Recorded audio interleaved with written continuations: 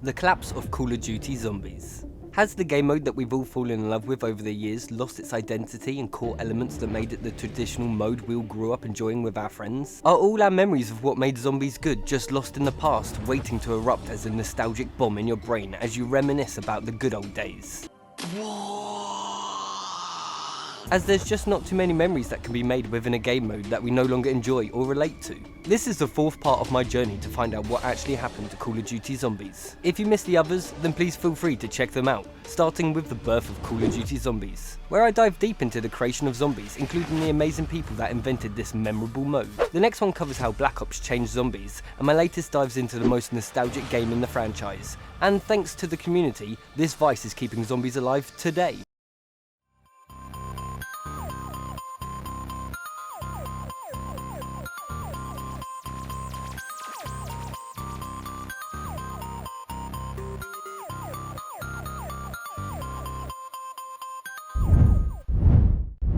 WCF, mate.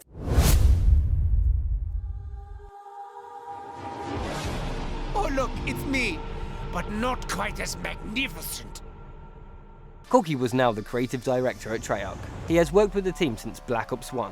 On top of this, he also has writing and directing credits on a majority of the Black Ops 3 maps, working on maps such as Mob of the Dead, Die Eisendrache, Gold Crovey and Revelations. You would think this sounds fairly positive for the zombies community.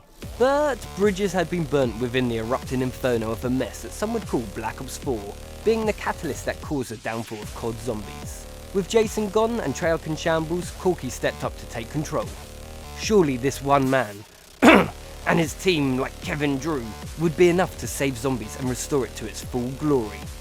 But oh no, we were wrong. For what started off as a company that listened to the community, has now rotted away and only listens to dollar signs. Ka-ching! Corky had some massive boots to fill within this next chapter of zombies. Everyone was so hyped for this, and it was highly anticipated due to the previous flop. It's safe to say expectations were high among the fans. Unfortunately, with everyone relying so heavily on this being a good game, it was just destined to fail, even if it was kinda cool. However, I shouldn't start this video off just giving Cold War a hard time, as honestly, I actually kinda liked it due to some of the aspects. As for what would soon be a trend for the newer installments, there were always quite a few reasons I just didn't like them. Times were changing, and quite a few new mechanics were about to be added into zombies. One was a new and improved movement system, which opened up ways to traverse around the map, allowing you to mantle up and over ledges for a quick escape. Unfortunately, this did mean they removed the jump sliding from BO3, but this wasn't all that bad, as the movement felt fast paced and was just enjoyable to use. Due to the motion blur, you felt like you nosed a little when you slid, which was kinda cool. The massive change you will notice before the movement though, is the fact that you now start off with loadouts. Freaking loadouts! I'm still personally torn on this, as I see how it benefits all types of players, but I still don't know if I like it. Those who just want a quick and fun zombie experience can jump into a game half set up and ready to take names, without the stress of starting with a pistol and sweating through those early rounds, which is good as it invites more people to play. For those more experienced players who just want to focus on the Easter eggs, now have an opportunity to skip wasting time and points, as they can start geared up and ready to explore the mysteries. Or not so mysteries, but hey, we shall come back to that in a mo. Then, of course, there'll always be players that just don't like it and just want to use a pistol or even a knife. And well, they can! Having added melee weapons as an option was just a pretty fucking awesome idea. And of course, for those true pros, you can finally play unarmed. Having all of this and then a craftable table where you could craft tactical equipment, lethal equipment, and also kill streaks. Bloody kill streaks have been introduced into zombies. Like, what? This was such a nice, refreshing take, giving you more opportunities to just really have fun, and most importantly, blow stuff up. However, this would cost scrap to craft, which would be dropped by the zombies. Scrap had another purpose though. You could also craft armor with it. Just like Warzone, zombies now had armor plates, which yet again I thought was an awesome feature. Although I would always challenge myself to wait till higher rounds to use it, which normally resulted in me just generally forgetting. Linking back to the guns you spawn in with, they now have ranks just like the other guns within the map. Tier ranks would determine how powerful the gun was. Starting with a lower ranked gun, you could once again use scrap to upgrade these, granting you even more power than just a standard Pack-a-Punch. But don't worry, the Pack-a-Punch still returned, but now even that has been improved. Pack-a-Punch, some may say. Stop it. Get some help. Now having a chance to triple pack your guns for ultimate power, giving you a panoply of weapons you deserve in those later rounds. Also, as a nice added bonus, when you use the Pack-a-Punch machine, you can now choose your AATs. Not only has the start of each match changed with the introduction of loadouts, but the ending has also changed. As not only does each map have its very own boss battle for those Easter egg fans, but it also has an exfil option for those just wanting to grind the game for camos, or something else. They now finally have a meaningful way to end the game, rather than just opening up your arms and embracing God. Additionally, you can now earn Ethereum crystals by doing various challenges and exfilling after a set amount of rounds. This leads me to probably the biggest, and in my opinion, the best mechanical change Zombies has ever had. This came in various forms, such as weapon classes, where you could upgrade your weapon classes, increasing your damage and your crit bonuses. Ammo mods, which is just a fancy name for AATs, which are alternative ammo types, powering up your guns even more. But now it's just so much better! If you thought those first two skills were cool, this will blow your mind. You can now upgrade perks and field upgrades. You might be a little bit puzzled on what field upgrades are, but sit tight, I'll cover the perks and I'll jump straight onto them. Perks are something the community know and love, as they just generally improve the game. Cold War allows you to upgrade each perk, not once but 5 times, taking these god tier perks to an unholy level. The field upgrades are just another sick gadget added to your arsenal.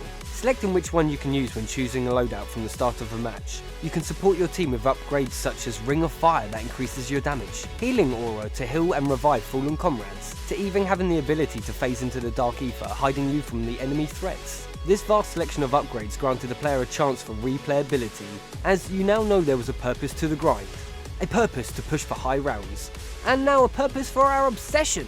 Then why, with all these amazing improvements, did the players still not enjoy this game as much as they should have?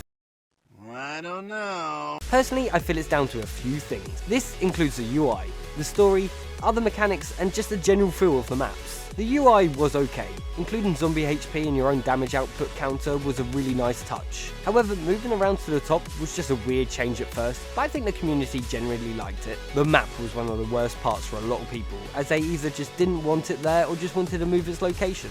The one good thing I've heard about the new and upcoming Black Ops 6 is that you can actually customize your HUD, which I think is going to be a great feature, as they are finally listening to the community again. But I'll be covering more about that in my next video. Not only that, but the UI reveals everything to be done within the map, from where the power switch is to how to complete the Easter egg. This leads to my next point. The story within Zombies has always been about mystery. That's why it's called a bloody Easter egg. Cold War doesn't have Easter eggs, it has missions, as they hold your hands to guide you through each step. This is great for new players, but it just takes away the fundamental thing that makes Zombies what it is. I get each new installment there'll be a chunk of new players, but it just seems that each COD is being sculpted around them, as they know they can push all the new ideologies that are now in gaming upon them, such as microtransactions, targeting new craze of skins. This new age of gamer has been created by AAA companies, so they can be spoon-fed terrible content whilst believing they're consuming a 5-star meal. Gaming nowadays is all about graphics and cool cinematics. Gameplay just feels like it's been put on the sidelines, just watching everyone trying to have fun. Removing everything that made Zombies the thrill-seeking, puzzle-solving survival shooter that we all fell in love with, just leaves it another hollow shooter among a list of many. Graphics never made COD Zombies amazing, the gameplay and hidden lore did, and just that alone. Removing these two elements has been the main reason the previous and future installments will just fail. In my controversial opinion, Cold War was just on the edge of being good, as it did have a good bit of lore, however the mystery / Easter egg side sort of thing just had been completely removed from the game. Instead they held your hand as if you're a lost puppy dog. This might have not been a bad thing if it wasn't for the maps, but they had no soul or story behind them. It was just facility after facility, which could have worked if they had just put a bit more lore tied into it. As cool as Nukt was, they used it as a massive selling point, and it just felt underwhelming in the grand scale of things. I mean, when you consider all of the other maps, they were just terrible. They didn't feel as enjoyable as they could have been. Don't get me wrong, they added space so you could run around, which was nice. But without the environment capturing you, it felt like a dot-to-dot drawing where you were just following instructions to finally fight a boss. They should have just made this a campaign zombies mode, as I felt like the UI and the fact that there were waypoints everywhere would have fit the narrative perfectly. Even the playable characters couldn't add any more lore, because there wasn't any. This was due to the push of microtransaction in the forms of skins that could be used within the game, but it just didn't add anything, it just looked shiny. ooh. This meant we wouldn't be blessed with the iconic zombie voice lines, which in the early days really made the game what it was. Introducing new ones each map for the OG crew kept everyone always looking forward to hearing what they just had to say next, and most people even had their favourite quotes. You must be punished! You're dirty! Dirty! Bacon. What? That stripper must have stolen my money. I'm still better off than with the Arasaka. Yes, my children, gather round! What really ground my gears though was the dramatic change to the point system. I'm not gonna lie, I fucking hated it. From all the way back in World at War, I knew up to round 5 and maybe even higher just how many shots and stabs it would take to benefit using the point system. This fundamentally changed how people played depending on whether they wanted to maximise their potential points or not, as with counting your shots and lining zombies up, you could hit more than one with one bullet, and you could track your points and then just really milk the zombies for as many points as you can.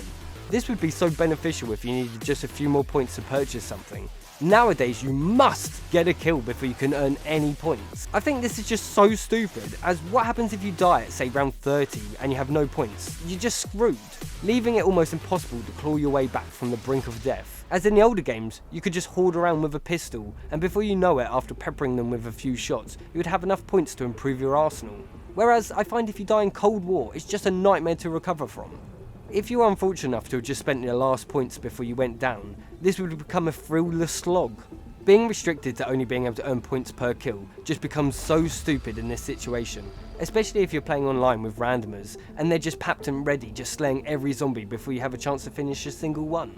Yeah, on solo this isn't as much of an issue, and that is just how I like to play it, but that's not the bloody point.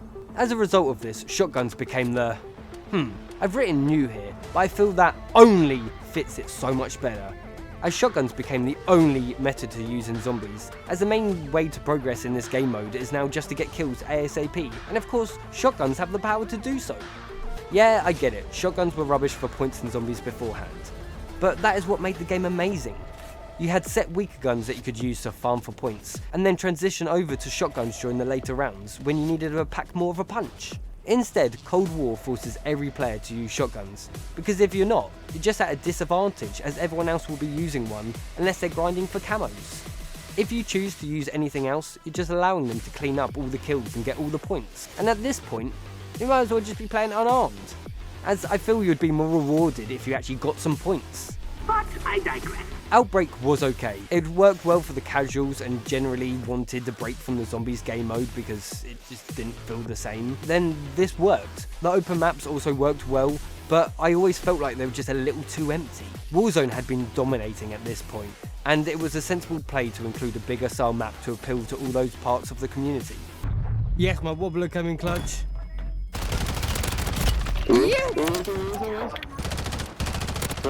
Down him.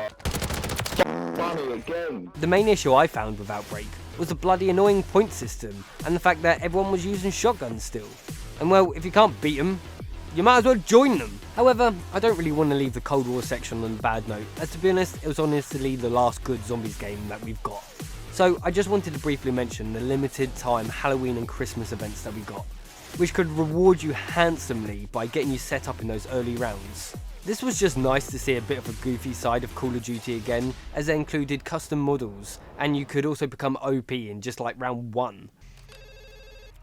Hello? What's your favorite place to drop? I think you got the wrong number, dude. I said, what's your favorite place to drop? Superstore? Really? Then why are you in Graveyard right now? Honestly, I feel more events like this could be amazing, and I'd love to see it if they could put it into Black Ops 6. First it takes my money, then it disappears. And today, I am so incredibly pumped to finally bring you my Call of Duty Vanguard review. And it is without a doubt so awesome. Can I go now? You guys want the real review? Okay, fine. I'll give it to you. Call of Duty Vanguard sucks. It sucks. COD Vanguard came out. Call of Duty Vanguard came out. Not interested. Is the game worth buying? Should you purchase Call of Duty Vanguard? Well, no, I don't think you should. I'd rather be playing Ghosts. I'd rather be playing Extinction. Just don't buy the game yet. Just don't buy the game yet.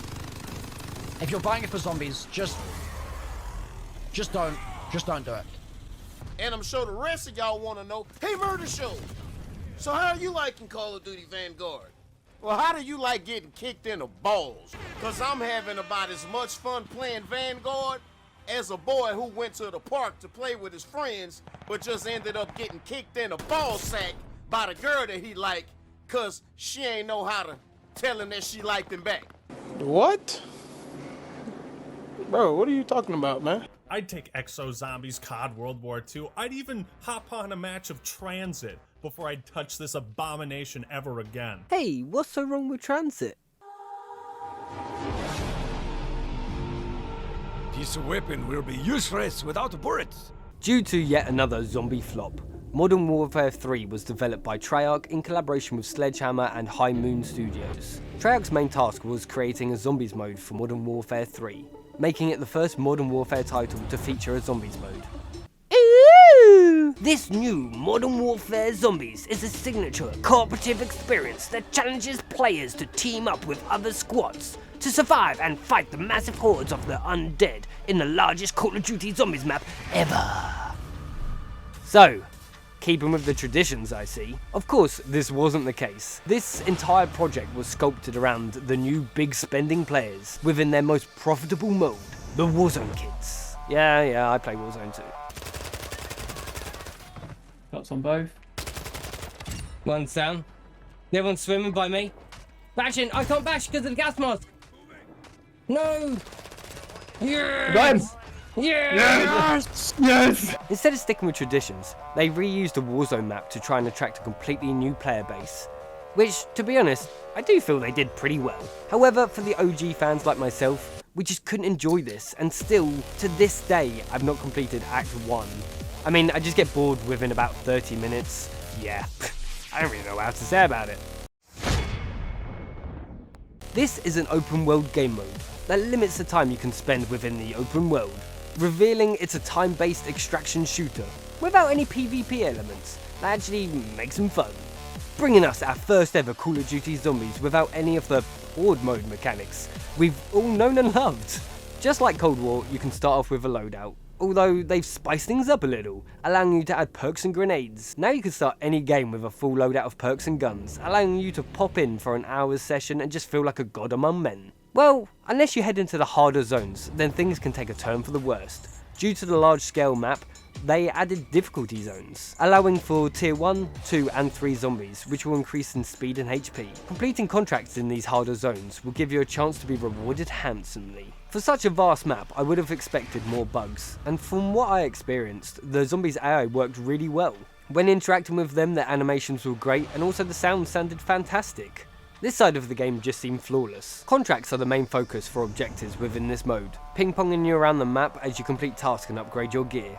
Contracts consist of delivering cargo, securing intel and eliminating bosses. Returning are mimics, disciples and manglers that you can hunt down via these contracts, and they will get considerably harder depending on what tier zone you're in. This clean HUD makes it easy to enjoy the game mode without feeling overwhelmed and cluttered with just crap on the screen. But make sure you don't spend too much time dilly-dallying, as this mode has a strict time limit. Yes, a time limit in Zombies. You now only have 1 hour to complete all your tasks and to get set up.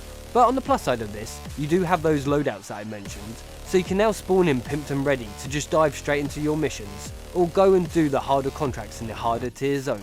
The downside to all of this is if you do not spend enough time grinding all the goodies to take back to your next game, you're pretty much stuck in purgatory, as forever you'll just feel like you're playing up to round 20 to then be reset time and time again, condemned to feel like you'll never progress past a set point. Just simply removing the timer could drastically change people's views and enjoyment of this mode. Although, this does change the pacing of the matches, and I feel it's kinda needed for this new version. So I don't know if removing it would actually benefit this mode, but I do know I'd love to know your views on this matter. So please, let me know down below. As personally, I do love the adrenaline boost I get when someone calls in an exfil, causing me to make a mad rush to try and travel across the map, and make it out in time. Although I never really did them, I do feel having missions during this game mode is one of the best features they could have included. Despite the best efforts of Treyarch trying to zombify this mode, it just feels like a Modern Warfare experience. Reusing this map isn't a bad idea, as lots of Warzone players love this map. However, this doesn't captivate the zombies experience, as the general aesthetics of the map, you just feel like you're playing in Warzone, resulting in it just feeling like a poorly made custom map, where someone got a little bit carried away using Cold War assets. Then they just plunked a load of mini-boss zombies in the map and called it done. Does anyone else feel like the bosses just feel out of place? Just adding a few spores here and there and some cool purple lights doesn't make it feel like a zombies map. Granted, zombies can take over any real world place, but the experience we feel just doesn't feel real at all. I just feel that there's no environmental storytelling that we've had in all the other previous maps. I mean, even Cold War and all its facilities told more of a story than this map ever could.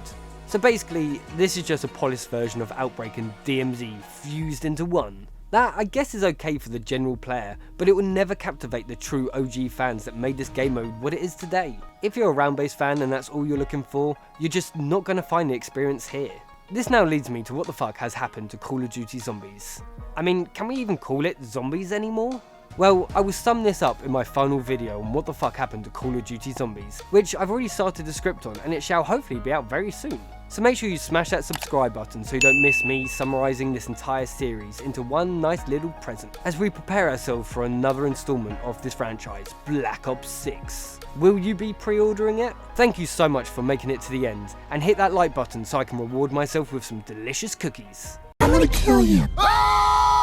You guys have been amazing, where I've been Elwood from Not So Serious Gaming. Hope you have a great morning, evening, and whatever time of day is. I hope you have a great one, and peace out. Hey guys, thank you so much for making it to the end. I just wanted to shout out my brand new merch. Items such as cups, mouse mats, hats, hoodies, t-shirts, and even a poster, cause why the hell not? There's even a top with a Rex wearing a little hat.